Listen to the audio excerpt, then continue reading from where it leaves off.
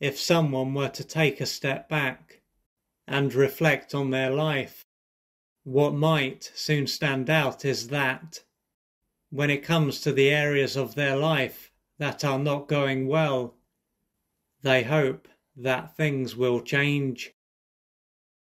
This could be how they have been for as long as they can remember. Therefore, they are not going to be living a life that is very fulfilling, but they won't believe that it will change. If they believed that their life would change, they wouldn't live in hope. They would know that it would change and do what they can to make sure that it does. If they were to connect to how they feel about what is going on, they could find that they feel totally powerless. What could play a part in this is that they may have done a lot over the years to change their life and not been able to make much progress. Thanks, at least in part, to what they have done over the years and what has taken place then, they won't believe that they have much control over their life. This could mean that they will often feel low and even depressed. If they do experience life in this way, it could be said that it won't be much of a surprise. They won't have been able to experience much control over their life, and this will have caused them to have more or less given up on themselves and life. Having the hope that their life will change will make it easier for them to keep it together and function. If they didn't have this hope, it is likely to be even harder for them to keep going. Before long, they could start to wonder why their life is this way and why they can't just move forward. There is a chance that they have been living in hope since their formative years, with this being a time when they missed out on what they needed to grow and develop in the right way. To handle what was going on, they would have hoped that their mother and or father would change and give them what they needed.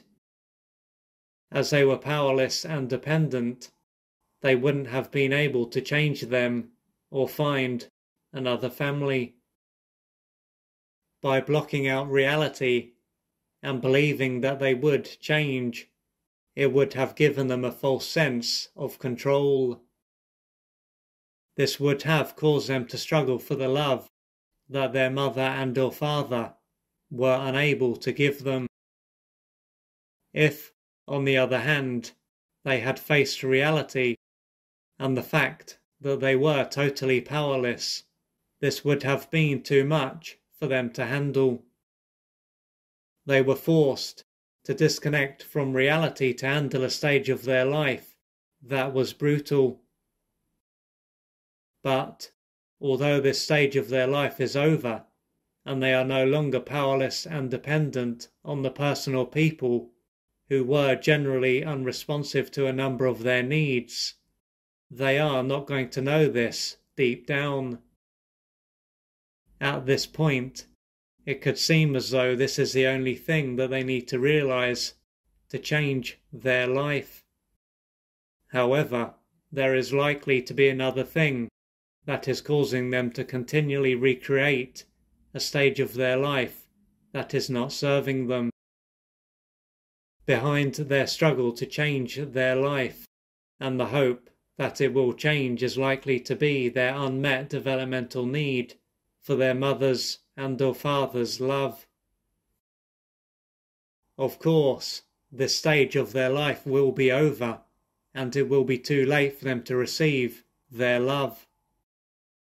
And even if their mother and or father are alive, it will still be too late, as this stage of their development has passed.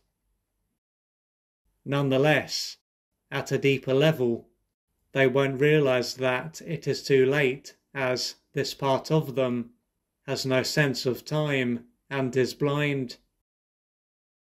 Due to this, they will have been able to replay their early struggle, whilst their conscious mind will have been completely oblivious to what was going on. What this demonstrates is that the needs that were not met during their formative years didn't simply disappear. Instead, they ended up being repressed, and they were driven to unconsciously create a life that would ensure that their early misery continued.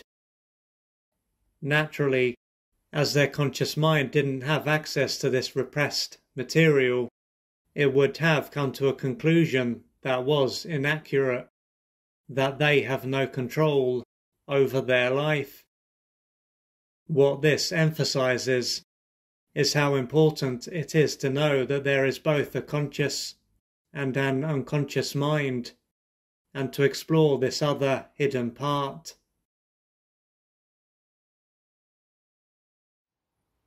If you would like to find out more about the services that I offer, please go to www.oliverjrcooper.co.uk or email me at info@oliverjrcooper.co.uk, and I'm looking forward to assisting you on your journey.